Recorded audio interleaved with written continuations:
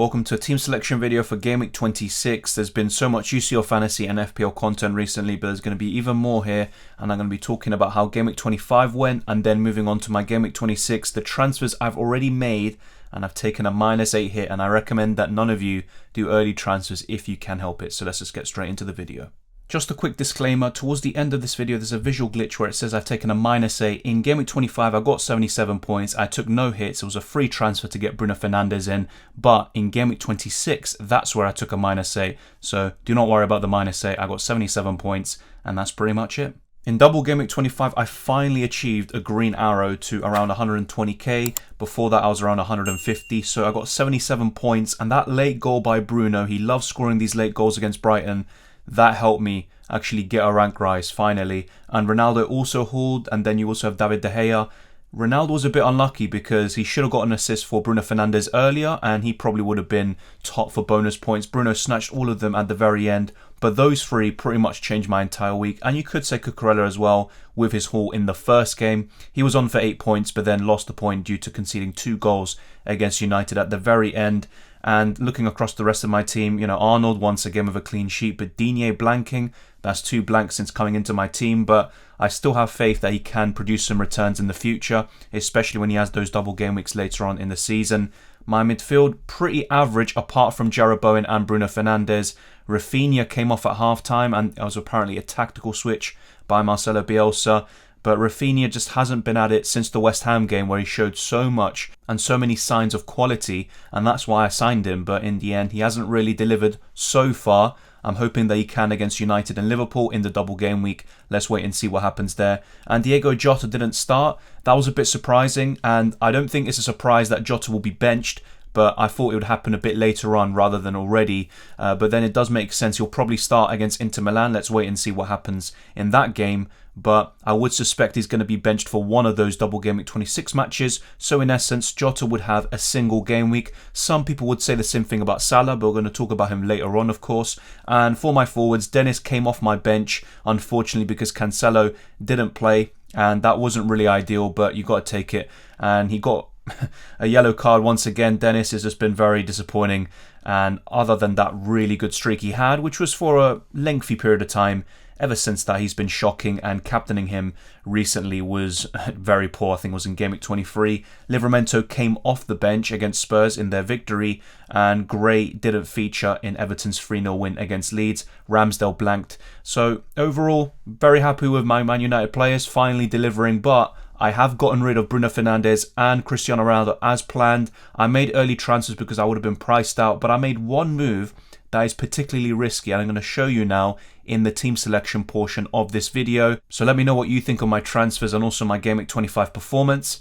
And yeah, this is going to be a bit of an interesting one. My Game Week 26 team looks exactly how I was talking about in previous team selection videos where I showed you my team in future game weeks in that website, fpl.team. So Ramsdale's in goal. He's got a double game week. I'm happy to start him over David De Gea. I think in most cases when it comes down to De Gea and Ramsdale, I will favour Ramsdale, and I learned that the hard way in Game Week 24. But De Gea has been good. He's been fantastic this season, up there with the very best goalkeepers, and he is facing Leeds. He could get a clean sheet there, but Ramsdale's got a double. I think I'm always going to go for Ramsdale in that instance. Then I've got Trent, and I think he's probably the second best triple captaincy option or even captaincy option this week. I would slightly favour Salah, and I'll talk about him later on when I get to him, but Trent, I think, can get a clean sheet at least and probably an attack and return, and with that will come at least 2 or 3 bonus points, so I think he could easily get a haul. And unlike Robertson, I think Trent is less susceptible to being benched because there's not really a like-for-like replacement. You could argue James Milner could come in or someone else, but I think Trent will start both games. And the same goes for Salah, even though some people might think that won't be the case. Cancelo's going to start against Tottenham. I know it is a difficult fixture on paper, but with Tottenham's recent form and also how good City are, I'm just never going to bench Cancelo, and he's a starter every single week. He could even face Liverpool, and I'd still consider starting him over most players in the game. Then Luca Digne at home to Watford. I could actually go for Cucurella instead. and I might end up going there, but Watford haven't scored a goal under Roy Hodgson so far. Burnley have shown signs of improvement, and they have caused some problems for Liverpool and Manchester United in recent weeks, even Arsenal, but that's going to be a tough one. I think Digne or Cucurella starting. You have to have 3 defenders, of course, otherwise Dennis would just come in for Luca Digne and I'd play 2 defenders, but you can't do that, unfortunately. And either way, maybe that's a blessing in disguise considering Watford's and Dennis's recent form, but I think I'm fairly happy with how my bench is organised as well. If anyone were to miss out, like Workhorse, who is flagged right now, Dennis would come in straight away for the Dutchman. Livramento will be last on my bench. I don't think that really warrants a debate. Really, it's just Cucurella or Digne in my starting 11 and possibly Dennis, Workhorst or Rafinha. And I'm going to explain now the transfers I made and the reasons why. So Salah is in here and he is my triple captain as planned. I could bench boost this team, but I think there's going to be more opportunities to use the bench boost rather than the triple captain. Now, you're going to have plenty of chances for both. But what I mean by that is, are you going to get a triple captain as appeasing as Salah, who has 2 of the best fixtures you could ask for in a double game week? Now, there are going to be some problems or potential issues with Salah potentially being benched in one of those games. Maybe against Norwich. He's facing Inter Milan today, then he's going to face Norwich in a few days time, then Leeds in a few days time, and then after that it's going to be the Carabao Cup final. So you could maybe anticipate a benching along the way in Game Week 26, but I think even if he just starts one game and comes off the bench for the other one, I think Salah could be in for a massive haul. And if we look actually in terms of how he has performed against these respective opponents, in Game Week 1 against Norwich he got 17 points and against Leeds he got 8. Now if he does that and he gets 25 points, you're looking at 75 as your triple captain. Obviously you're really looking at how much you gain over those who captain him, and that's 25, and over those that don't, then yeah, you're obviously laughing. But it's still an interesting debate. I think for some of you it does make sense to use the bench boost. If you wildcarded recently and your bench is looking stacked, then go for it. You know, if you've got Bowen, Cancelo and maybe some good double game week players on your bench, then I think it's a good opportunity. But looking at my team, I think I'm going to probably look to bench boost in game week 36, which could be a massive double game week. And I would rather use the triple captaincy now on Salah because I don't see too many fixtures or players of his quality having those fixtures in the future. So I'm going to go this way and go for Mohamed Salah. My transfers were Mohamed Salah, Son and Workhorse coming in for Bruno Fernandes, Demarai Gray and Ronaldo. And maybe I could have gone about it a bit differently, so gotten rid of Jota perhaps, or maybe Rafinha, and just maybe done 2 transfers instead, so gone for Salah and Kane for a -4 instead of taking a -8 like I did, bringing in a player who's flagged like Workhorse. That is very risky, but I looked at Sean Dyche's interviews, and for the BBC he was talking about the fact that he thinks that Workhorse will be fine, but let's wait and see. And I think Workhorse will be fine, but obviously we just don't know that yet. And it could end up being quite serious, but worst case scenario, or at least maybe not the worst case scenario, but not too bad, would be if he misses one game in double game week 26, perhaps both, but Dennis comes off the bench to replace him, and in game week 27 Workhorse is back and he has a double there. And I'm looking at the forwards right now and I'm just not that infused by any of the options. Workhorse, Malpai, Broja and possibly Edouard look like the best ones, alongside Harry Kane perhaps. Ronaldo showed some good form recently, at least in terms of the amount of chances he's having. He finally delivered, but there's not really any striker that you can really count on right now. And I took a really massive risk, you know, getting rid of Bruno and Ronaldo finally after hauling. And I also got in a flag player and Workhorse. This could all backfire, but I'm quite confident that, you know, as long as there's no injuries in the Champions League, most things should go plain sailing, but I don't want to tempt with fate. So let's just see what happens in Game Week 26. There is the possibility of starting Dennis over Jarrod Bowen, but just like with Cancelo, with the form Bowen is in, there's no chance I'm going to bench him. And this is something I was talking about even in previous weeks. And I'm happy to start 2 single game week players, even if I have a double game weeker on my bench. Dennis could finally come good. The same goes for Joshua King.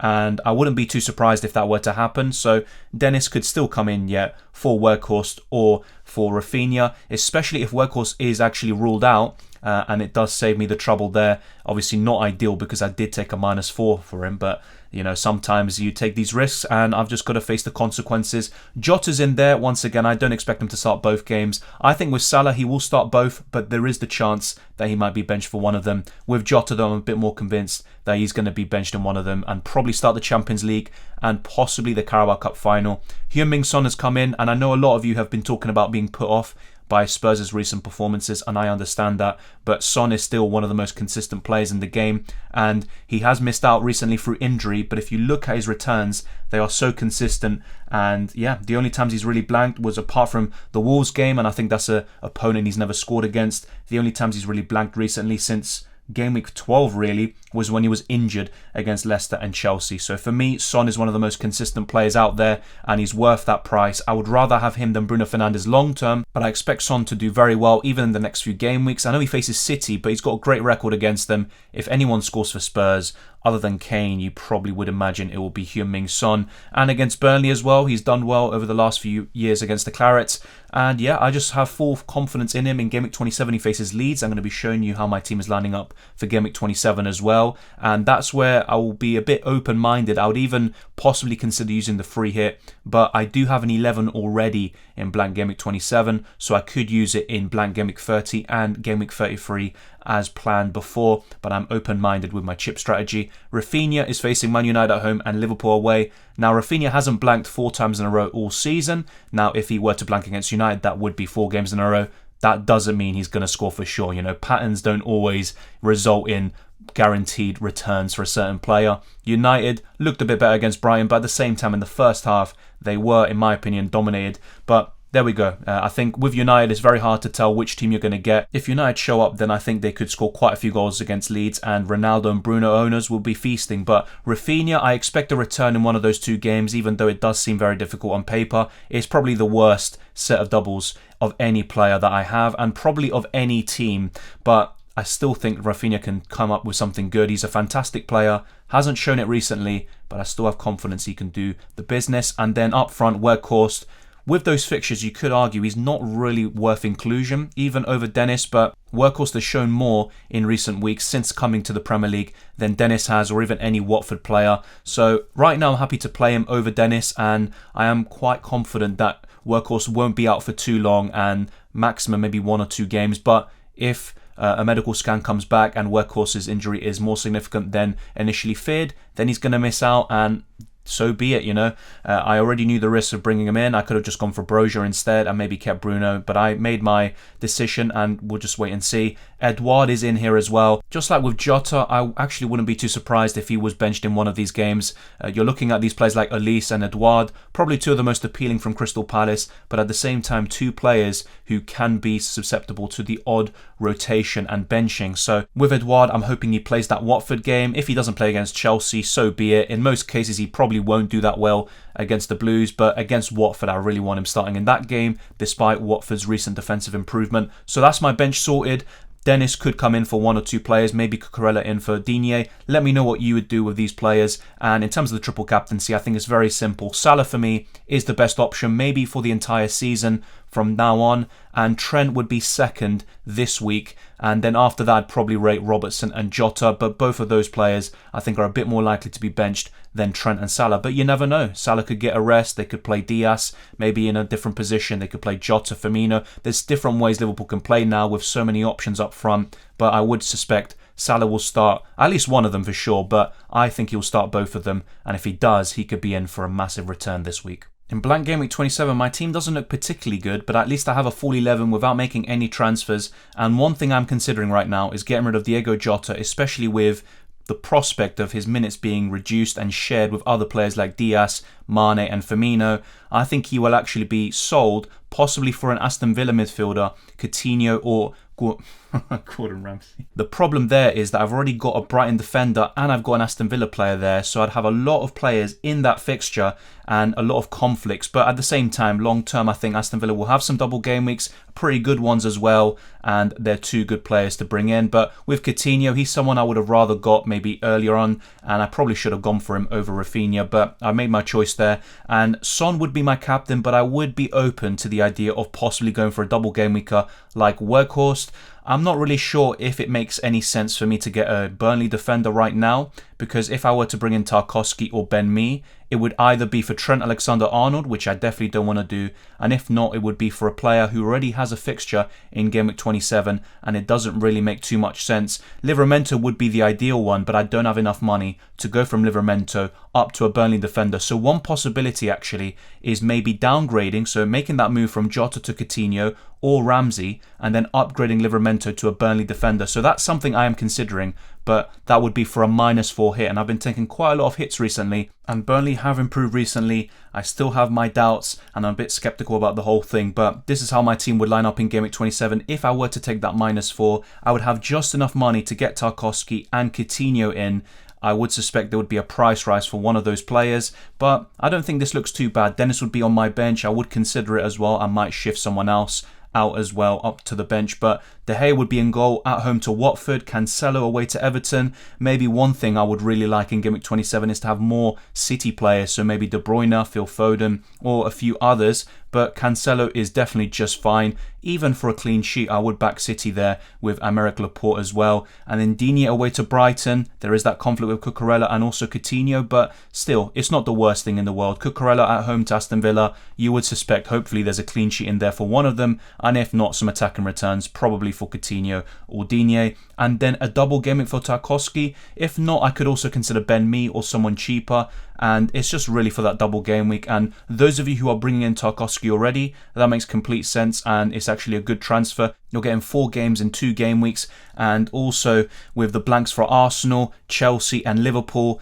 I think it makes complete sense, and those fixtures are pretty decent actually. Both Crystal Palace and Leicester struggle a lot from set pieces, so players like Tarkowski, Ben Mee and Weghorst, if he plays, could be very enticing, and they can get some big scores in Game Week 27. Rafinha at home to Tottenham, there's a bit of a conflict there with Son, but both of them could still haul in the same game. That's not out of the realms of possibility. Son would still be my captain with these transfers made, but I would consider the Burnley players as well for the captaincy. Bowen at home to Wolves, he's got a decent record there against them, and Coutinho away to Brighton. I think this is looking pretty decent for Game Week 27. Going forward, it's not really the best looking team, and I wouldn't want to have double Burnley going into Game Week 28 and beyond, but I can still have them on the bench and see what happens from there. And Weghorst could be one of the better cheap strikers in the game. He's there as the vice captain. Let's see if he's actually fit. I already made a really big risk taking him in Game Week 26. And finally, Edouard at home to Burnley. So quite a lot of conflicts, as you can see. And with a free hit, I'd probably go for a United player or two. Cristiano Ronaldo, Bruno Fernandes. You've got Harry Kane as well in the mix, Kevin De Bruyne.